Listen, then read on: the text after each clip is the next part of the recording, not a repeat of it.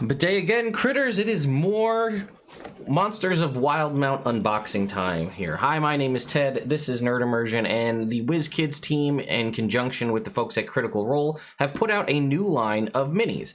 I already unboxed the Udak premium figure in the video before. The thing was massive, and this is now Monsters of Wildemount Sets 1 and Sets 2.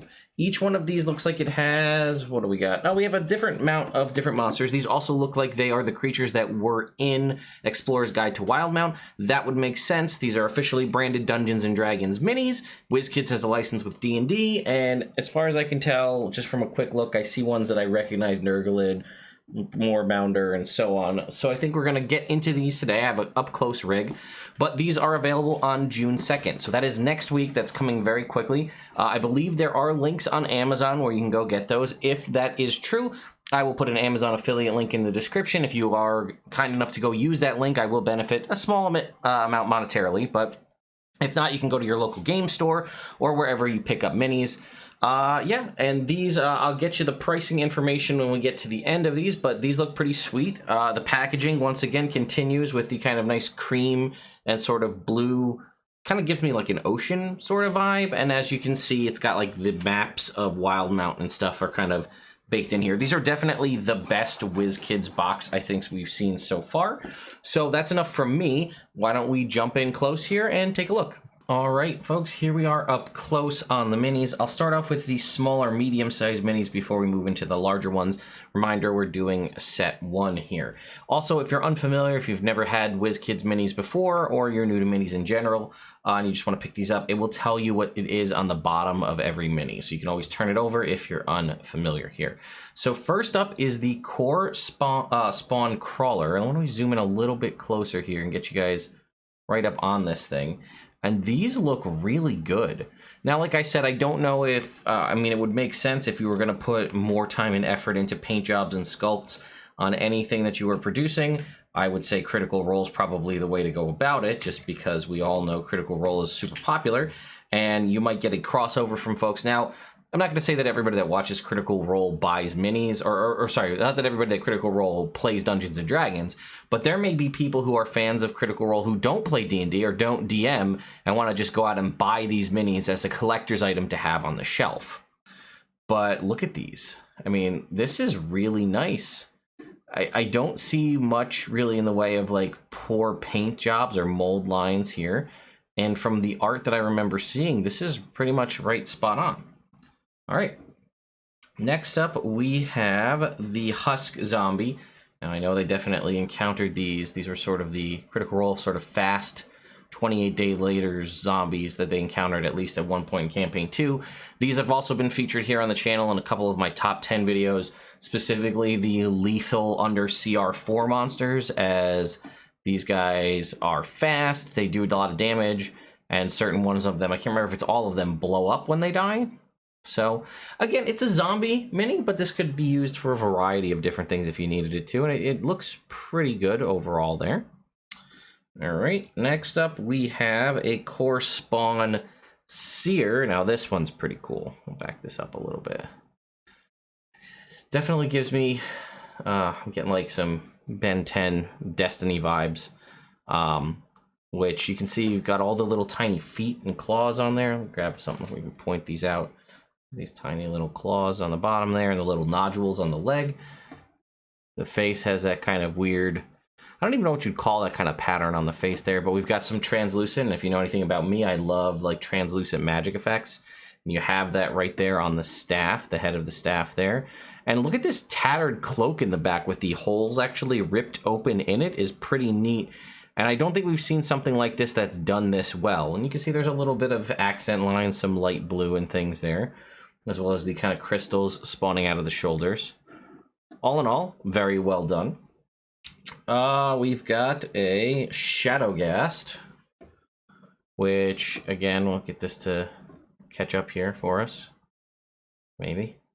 So if you're familiar, a ghast is a creature in Dungeons & Dragons. They are usually sort of like a zombie ghoulish creature with a long tongue, which is present here in this Shadowghast figure. And that is kind of, it's hard to tell, it is slightly translucent, the tongue, and then obviously you have the shadow kind of roiling off of the back here. Again, usable for a variety of different minis if you needed to. Could just be a standard ghast. But the stat block for the Shadow Ghast is pretty cool, so I could see using that. And then I think we have our last core spawn here, which is the core spawn Emissary, which is very insectoid. We'll back it up so you can just get the full face, the wings in there. And you've got, again, this sort of long proboscis in the front and the forearms with the spikes, as well as the leg spikes down the bottom and the tail stinger. This one is really, like, look at the texture on the head here and the little eyes. This is very well done. The wings are also translucent with a little bit of a black effect on there. And you can even see the segmenting on sort of the chitinous segmenting on the tail down there. Very nice. Definitely, again, like I said, serious improvements on the quality of these minis. Next up is an Aeorian Absorber. I always thought this one looked a little bit weird. It's just the cat with the eyeball tail, and then like the blue and red coloration always, I don't know, when I saw the art of it, it looked a little weird to me. So I think it's just a little too striking to me. It looks very cartoonish in my mind. Granted, a big cat coming at me with an eyeball for a tail would probably be terrifying to see in real life.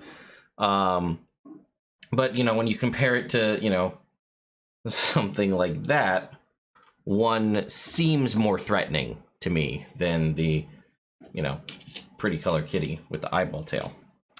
They have another Aeorian here. This is the Aeorian Reverser, which, I mean, it's come on, we can't get Hulk vibes from this. It's green with like pinkish purple legs, right? And it's kind of big and muscular. This is very, very Incredible Hulk. Although still kind of keeping the same cat sort of dog head there with the sharp teeth. It also kind of reminds me of a watermelon. I don't know if that's just me. The fact that we've kind of got like pink underneath and these green back with these black stripes on it. Get like watermelon Hulk dog vibes. Maybe that's just me. All right, and we have the last of the Aeorian. I think that's how you pronounce it. Aeorian. And this is the Nullifier, which is, I think it's Nullifier, right? Yeah. It's this weird, like you could make this, I mean, it's scary. The mini almost makes it look a little weirder. It looks more like kind of like boobs on the mini, but it's like a snake guy with like, it kind of almost feels Yuan-Ti-ish, right? It's like an orange snake person with a snake head and a long forked tongue, and then it's got all of these mouths with tongues sticking out of the front of it, but then also here on the back. Just kind of unsettling, kind of Hellraiser-ish. Like feels like maybe Hellraiser, maybe Spawn could fit somewhere in that universe. And then probably my favorite from this set by and far is the Nurglid. Let's move ourselves up a little bit here so you can get this guy in. Look at this. This thing is fantastic. This is, in my mind, the clear standout winner of this set by and far. Look at the detail on the chest. All of these little pieces here. I don't know if this is muscle or what that is. Fantastic. It's got, again, my favorite, the translucent magic effects in the hand here. Just looks amazing. Even look at the detail in the face. The eyes, the eyebrow ridges, the teeth. This thing, and look at the arms. Look at this. Do you see this? Look at how, like, this isn't painted on, folks. This is actual texture on there. I mean, look at this thing. So good. This is one of the better minis Wizkids has put out recently. It definitely does justice to the art, to the character. There's a little bit of a mold line right here where the arm meets the body, but it's not, it's easily lost in just the immense detail that this thing has. This is fantastic. This is absolutely, I think this might even be the best of the set, of both sets totally, but definitely the best of set 1. All right, now we're going to move on to Monsters of Wildemount Set 2. We'll start off with the small ones here. So first off, we have the Sea Fury, which will again come down and zoom in. This is sort of like a mermaid siren style creature. So here you go. Nothing too crazy, right? It's just like a humanoid creature or humanoid, shaped creature, green hair, could serve as a mermaid or a siren or whatever you need. And then we only have one other medium creature in this other set, and this is the Sahuagin Warlock of Uk'otoa. And there you go. Look at that face. Man, that's something. The gills are kind of on the side there, and then you can see we have, I mean, it's just, I mean, it doesn't necessarily have to be you know, this specific creature, you know, Sahuagin Warlock of Uk'otoa. But it could be just a regular Sahuagin or some sort of advanced Sahuagin troop. You can see this one has like a rod or a scepter. But either way, very cool. A nice little addition to any kind of mini collection, again, especially if you need different troops for your Sahuagin minions. Then we have a Gearkeeper Construct, and I don't recall this one from Critical Role Season 2. Now, it may be from something that I'm just not remembering, maybe something with the Happy Fun Time Ball or something. And I'll be honest, I'm not 100% caught up to date on all the episodes. I'm quite a few episodes behind, although I hear it's coming up to the end, so I better catch up before it finishes. But either way, this is awesome. This could, you know, it kind of reminds me of like a mechanical beholder, not to be confused with the beholder tank or the mechanical beholder from Acquisitions Incorporated, but it very much has like a beholder. I mean, I guess it has a similar, right? It's an orb, a spheroid thing with multiple extensions coming off it. This is blades and points and things. Either way, I think it's pretty cool. I mean, you can even see that there is little cracks and things, you know, built into the mini there that I like. And the, you know, it does have a very metallic, I think that comes across on the screen. It does look metallic. So I like it. Again, you could probably use this to fit for a bunch of different things. Then we have the Moorbounder. Again, I would have liked to have seen the Bristled Moorbounder be a mini, because I don't believe, I've said this before in the past, I don't think we have Bristled Moorbounder art. And I still stand by the tusks, kind of like not what I envisioned, very much like a Battle Cat style cat, rather than this, which is kind of, I don't feel looks too cat-like. I imagine them more feline. I guess the you know, the ears and the claws kind of are. We see the kind of mane there. I like this a lot. Like I said, I would love to have seen the Bristled Moorbounder, either art or a mini. But, you know, it pretty much, from what I can tell, it seems like we got all the minis of the creatures we got the art of in Explorer's Guide to Wildemount, which makes sense. That gives the mini sculptors a starting point, and they could have been working on this for a while. Next up is a Marrow Shallow Priest. So we have had Marrows in, oh man, that looks so good. Look at that. Marrows before in D&D, and you can see this one's kind of got like a harpoon, and there's sort of this coiling rope coming around here, but this one looks great. Look at how good the detail is on the scales, and I mean, look at that. Even the face has a decent amount of emotion to it. We could see the purples and the blues look really good. There's a lot of detail here on this mini, and I'm a big fan. And it's got, you know, some, it's hard to see, but there's a little bit of translucent magic coming off the hand there, a little sea ocean magic, which I like. All right, next up is the Swavane, I think it's Swavane Basilisk.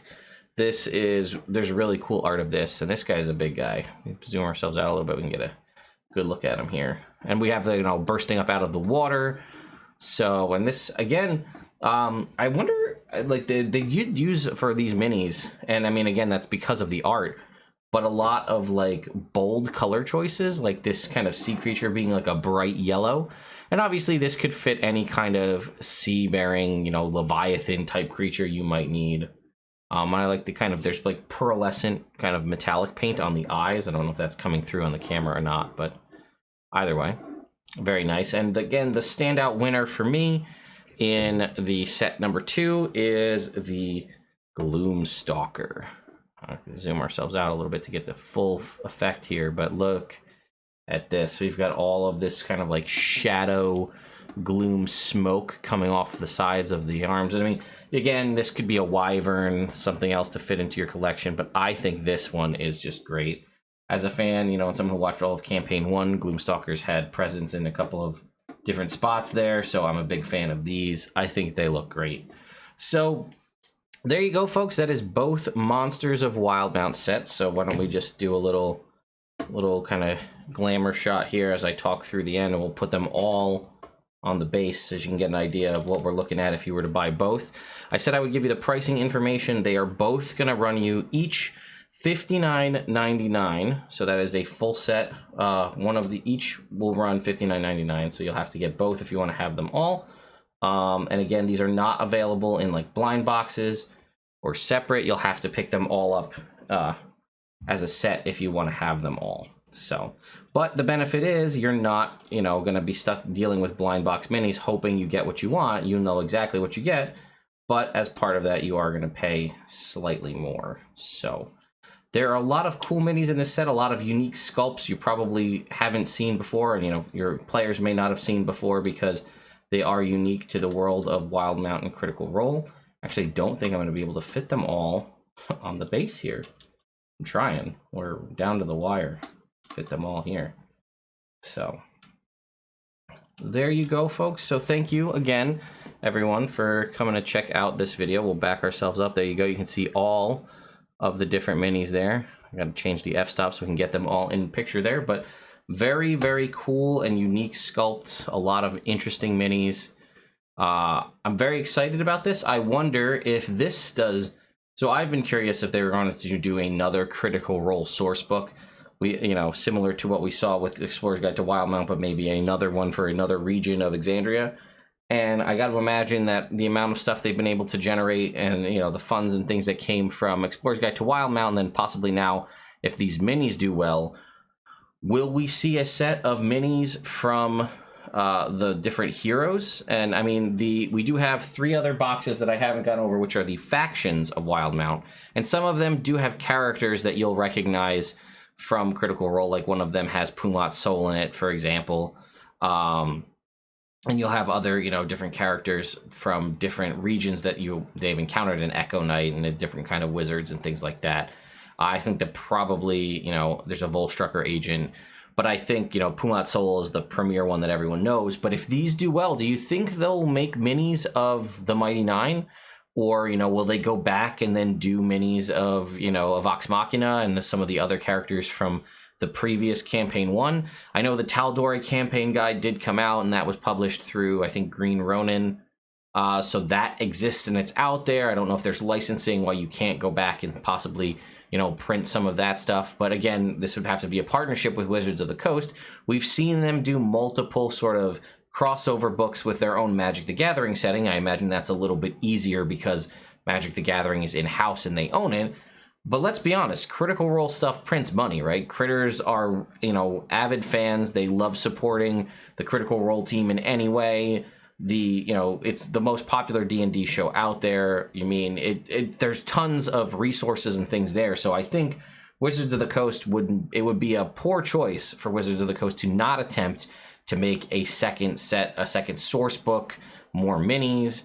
The only thing is Critical Role has grown to the point where they may be able to start to do some of this stuff on their own, but Wizards of the Coast has access to proprietary materials and things, so it would be a good call, I think, to mesh together and do another book. I'm sure all the critters out there would agree with me on that, but let me know what you think, folks. Do you like these minis? Are these something you'd pick up? Is that $50 or $60 price tag too much for these?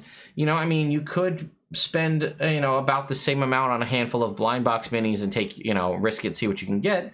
And again, if you're not playing in a Wildemount game, these minis may not be for you, because if you're not using that source book and not using creatures from that area, it might not be for you, which is, I guess, a potential trade-off you have when you're going and making these minis. But again, you can use these monsters even if you're not playing in Wildemount, or you can use them to substitute for something else. Anyway, thank you all so much for watching. In the next video or so, I will be getting down and taking into the 3 other boxes, which are the factions of Wildemount. So be on the lookout for that coming either this weekend or early next week. My name is Ted. Once again, this is Nerd Immersion. Thank you to my patrons again over on Patreon for continuing to support me and the channel. I'll see you all next time.